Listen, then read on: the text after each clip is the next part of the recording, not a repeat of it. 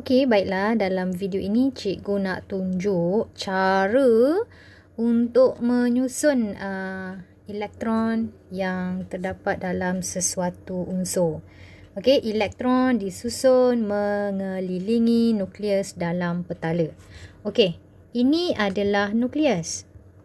Kena tahu ini adalah nukleus, yang dalam sekali tu nukleus.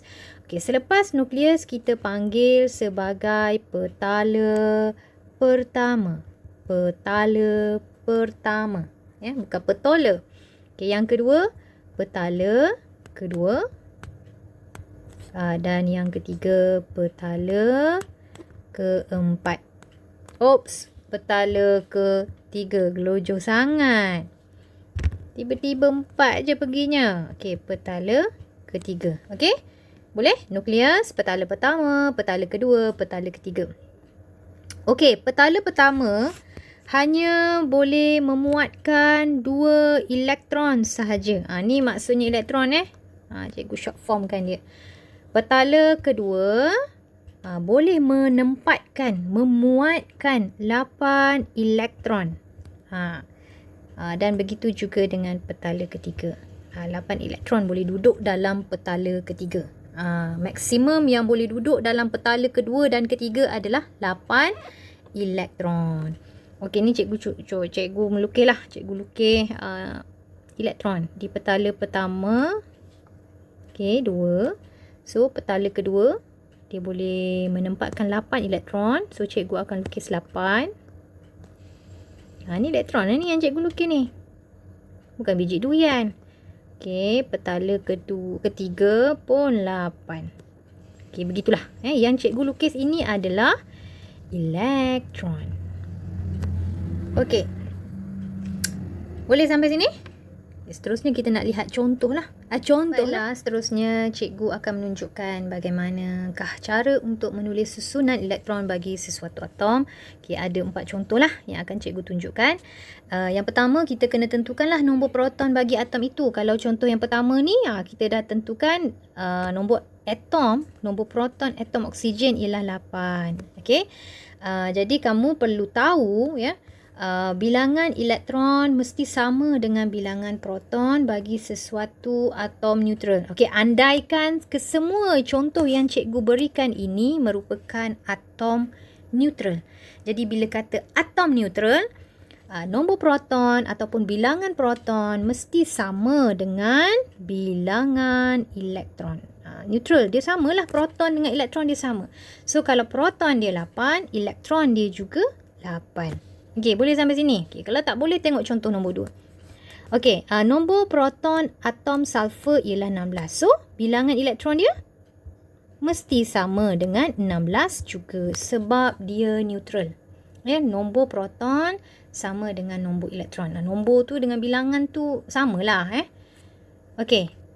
Contoh yang ketiga, nombor proton atom magnesium 12. So, bilangan elektron bagi atom magnesium juga 12. Okey. Nombor proton atom klorin 17. So, bilangan elektron bagi atom klorin ialah 17. Okey, sampai sini boleh ya? Okey, seterusnya cikgu suka menulis susunan elektron dulu. Okey, sebelum cikgu melukis, cikgu nak menulis susunan elektron dulu. Okey.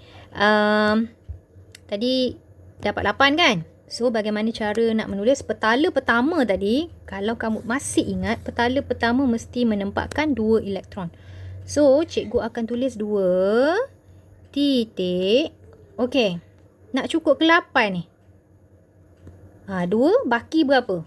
Baki berapa nak cukup ke 8? 6 kan? So, 2 titik 6. Kalau 2 tambah 6 dapat tak 8? Okey. Okey, contoh nombor 2, 16. Okey, petala pertama mesti tempatkan 2 elektron. Petala kedua kita akan letakkan 8 elektron. Okey. Nak cukupkan jadi 16. Berapa baki lagi yang perlu ada? Ni baru 10. So, perlu ada lagi 6. So, 6 akan duduk di petala yang ketiga. Okey, yang ketiga. 12. So, petala pertama kita akan letakkan 2 elektron. Petala yang kedua kita akan letakkan 8 elektron. Okey, ada baki lagi berapa? 2. So, 2 kita akan letak di petala yang ketiga. Okey, bilangan elektron bagi atom klorin ialah 17. So, kita mulakan dengan petala yang pertama, 2. Petala yang kedua, 8. Petala yang ketiga, berapa baki? 7. Jadi, dia akan jadi 2, 8, 7. Jadi, kamu faham tak kaedah yang cikgu buat ni? Cikgu tunjukkan ni. Ya. 2, 6 dapat 8. 2, 8, 6 dapat 16. 2, 8, 2 dapat 12. 2, 8, 7 dapat 17. Okey, ni melibatkan berapa petala? Hanya melibatkan 2 petala sahaja. Petala pertama dan petala yang kedua. Yang ni melibatkan 3 petala. Ni petala pertama, petala kedua, petala ketiga, petala pertama, petala kedua, petala yang ketiga. Okay, bila kita dah dapat melukis susunan, bila kita dah dapat menulis susunan elektron, maka mudahlah untuk kita melukis. Jadi, tadi cikgu kata yang dalam sekali ni adalah nukleus. Okay, di nulis tak perlu letak apa-apalah. Tak payahlah kamu nak letak apa-apa. Okay, biarkan saja kosong. Kita letak elektron di petala yang pertama. Petala yang pertama berapa bilangan elektron dia? 2. So, letak 2. 1, 2. Okey. Petala yang kedua ada berapa elektron? 6. So, letak 1, 2, 3, 4, 5, 6. Okey. Boleh sampai situ? Okey. Seterusnya kita lihat kepada bagaimana nak lukis susunan elektron bagi atom sulfur. So, ada berapa ni petala ni? Ada 3. So, mula-mula kita akan lukis nukleus dulu. Kita lukis nukleus dulu. Petala pertama, petala kedua, petala ketiga. Okey? So, petala pertama berapa elektron? 2. 1, 2. Petala yang kedua? 8. 1, 2, 3, 4, 5, 6, 7, 8. Petala yang ketiga 6. So, 1, 2, 3, 4, 5, 6. Okey. Boleh Okey, seterusnya kita lihat atom magnesium pula. Macam mana kita nak lukis susunan elektron dia. Ada berapa petala? Ada 3 petala yang terlibat. Mula-mula kita lukis nukleus dulu. Petala pertama, petala kedua, petala ketiga. Okey, petala yang pertama 2 elektron. Oh, dah sengit-bengit dah cikgu punya petala. Pastikan kamu boleh melukis lebih baik daripada cikgu. Okey, petala yang kedua ada 8 dan petala yang ketiga ada 2. So, 2 ni cikgu letak satu atas, satu bawah. Mana-manalah boleh, nak letak kiri kanan pun boleh. Dan yang keempat adalah atom klorin. So, mula-mula kita lihat dulu berapa petala yang terlibat. 3 petala yang terlibat. Nukleus, petala pertama, petala kedua, petala ketiga. Okey, elektron 2. Ni 2 ni di petala yang pertama, 8 di petala yang kedua. Dan 7 di petala yang ketiga. Siap. Senang tak? Senang je nak lukis ni. Ya? Tak susah insya-Allah. Ya, perkara pertama kena kenal pasti nombor proton. Bila dah kenal pasti nombor proton, kita mesti tahu nombor proton mesti sama dengan bilangan elektron. Okey, lepas tu perkara yang ketiga kita tulis dulu susunan elektron. Dan akhirnya yang keempat, barulah kita boleh melukis susunan elektron. Okey, seterusnya cikgu nak menunjukkan bagaimanakah pembentukan ion positif dan ion negatif bagi sesuatu atom. Okey, kebanyakan atom mempunyai susunan elektron yang tidak stabil. Tak stabil, ya. Jadi atom yang tidak stabil dia cenderung untuk menderma dan menerima elektron. Bila dia tak stabil, Dia cenderung untuk menderma dan menerima elektron untuk membentuk susunan elektron yang stabil. Jadi terdapat dua jenis susunan elektron yang stabil. Ada dua jenis susunan elektron yang stabil. Yang pertama kita panggil daplet dan yang kedua kita panggil oktet. Cuba sebut sama-sama. Daplet, oktet. Daplet, oktet. Okey, daplet ni bila mana ada dua elektron di petala terluar. So, di petala terluar ada dua sahaja elektron, maka dikatakan bahawa susunan elektron tersebut stabil. Okey, oktet pula bila terdapat 8 elektron di petala terluar. So, bila 8 petala terluar, complete 8, maka stabil lah atom tersebut. Ini nama dia oktet dan ini nama dia daplet. Apabila atom menderma atau menerima elektron, atom itu akan menjadi zarah bercas. Okey. Cikgu ulang semula. Apabila atom itu dia menderma ataupun menerima elektron, atom itu akan menjadi zarah bercas yang disebut ion, ya. Zarah bercas juga kita kenali sebagai ion. Okey, atom logam, contoh magnesium, aluminium, ya, yang menderma elektron membentuk ion positif. Biasanya atom logam ni dia bersifat menderma, lalu membentuk ion positif. Manakala atom bukan logam, dia bersifat menerima elektron. Dia menerima elektron lalu membentuk ion negatif. Okey, mari kita lihat contoh. Ada beberapa contoh yang akan cikgu tunjukkan kepada kamu. Contoh 1, contoh 2, contoh 3 dan contoh 4. Ya, okey, contoh yang pertama, atom magnesium. Cuba kita kira berapakah bilangan elektron yang terlibat. 2. Cikgu tulis dulu 2. So yang ni 1, 2, 3, 4, 5, 6, 7, 8. 8. Dan di petala ketiga ataupun terluar 2, 8, 2. Okey, oleh kerana atom magnesium ini adalah atom logam, jadi atom logam ini dia cenderung untuk menderma.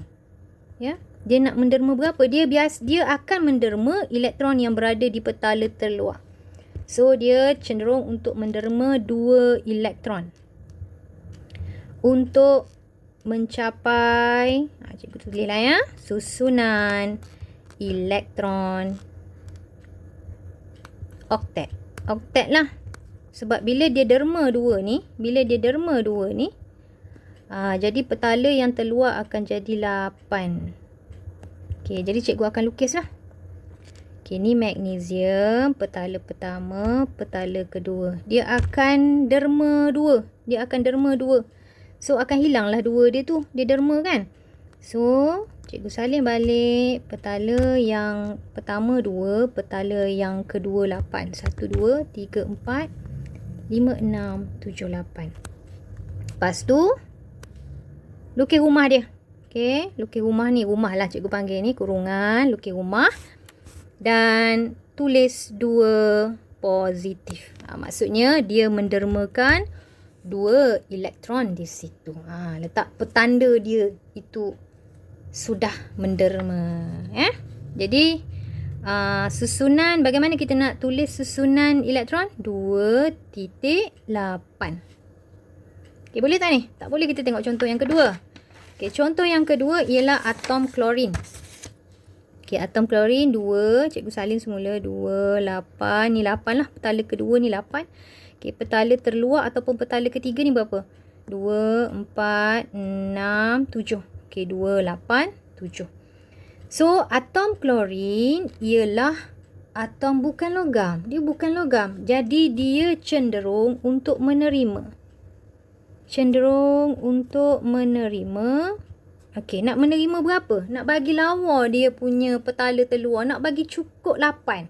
So, dia dah ada 7. Nak bagi cukup 8, dia akan terima 1 elektron. Untuk mencapai susunan oktet. Oktet ni bila mana ada 8 elektron di petala terluar. Okey, lepas tu cikgu akan lukislah. Nukleus. petala pertama, petala kedua, petala ketiga. Okey, elektron di petala pertama 2, yang kedua 8 dan yang ketiga adalah 8. Cikgu lukis warna lain lah. Maksudnya dia terima 1 elektron daripada insan yang sudi menderma. Okey, so jadi kita kena tulis tanda lah. Tanda dia terima. So cikgu letakkan 1 negatif dekat sini. Bila 1 negatif ni kadang-kadang 1 tu tak perlu. Bukan kadang-kadang. Bila 1 negatif, nombor 1 tu tak perlulah ditulis. Tapi tak apalah, cikgu tulis 1 negatif. 1 negatif bersamaan juga dengan negatif. Ya? Negatif tu maksud dia 1 negatif lah. Bercas negatif 1. Okey, contoh yang ketiga. Okey, atom natrium adalah atom logam. So, bila kata logam, dia cenderung untuk derma. Logam cenderung untuk derma. Bukan logam cenderung untuk menerima. Cikgu nak kamu fahamkan ayat cikgu tu. Okay, so atom natrium ni berapa? Jom kita kira 2, 8. Berapa di petala yang ketiga ataupun petala yang terluar? 1. Jadi atom natrium ini dia logam. Jadi dia cenderung untuk menderma. Nak menderma berapa ni? Nak buang berapa ni? Nak bagi comel dia punya petala terluar. Jadi bila dia buang 1, comel lah petala kedua dia terus jadi 8. So cenderung untuk menderma 1 elektron untuk mencapai apa ni? Bila dah 8 maksudnya untuk mencapai susunan elektron oktet. Okey, jadi cikgu pun akan lukis lah. Okey. Jadi dia sekarang bila dia derma 1, dia tinggal 2 petala je lah. Nukleus, petala pertama, petala kedua. So, petala pertama 2, petala kedua 8. Okey, duduk dalam rumah. Okey, lepas tu ada petanda, dia sudah menderma. Ada tanda telah menunjukkan bahawa natrium ini telah berjaya menderma 1 elektron. Menderma positif lah ya. Menderma 1 elektron. 1 positif. Ataupun memadai kamu tulis positif saja. Positif tu maksudnya 1 positif lah. Cas positif 1. Okey, dan contoh yang terakhir kita tengok oksigen. Oksigen adalah atom bukan logam. Jadi kalau bukan logam, dia cenderung untuk menerima. Okey, berapa elektron? Cuba tengok ni 2. Petala terluar dia 2, 4, 6. So dia perlu menerima berapa lagi elektron untuk jadi comel ni 8 ni. Dia perlu menerima 2 elektron untuk mencapai susunan elektron oktet. Okey. So cikgu akan lukislah. Nukleus, petala pertama, petala kedua. Petala pertama 2, petala kedua 6. Lepas tu dia terima berapa lagi elektron? 2 elektron. Okey, duduk dalam rumah. Okey, dia terima 2 elektron kan? So, bila terima, maksudnya 2 negatif. Terima negatif, derma positif. Menerima negatif. Mana tadi dah lukis? Okey. Menderma positif. Okey, ingat rumusannya adalah atom logam dia bersifat menderma. Bila menderma cas positif. Okey, atom bukan logam dia menerima. Bila menerima dia akan menghasilkan cas negatif. Okey, boleh? Okey, baiklah, cikgu harap kamu faham dengan apa yang ingin cikgu sampaikan. Okey, itu sahaja. Sekian, terima kasih.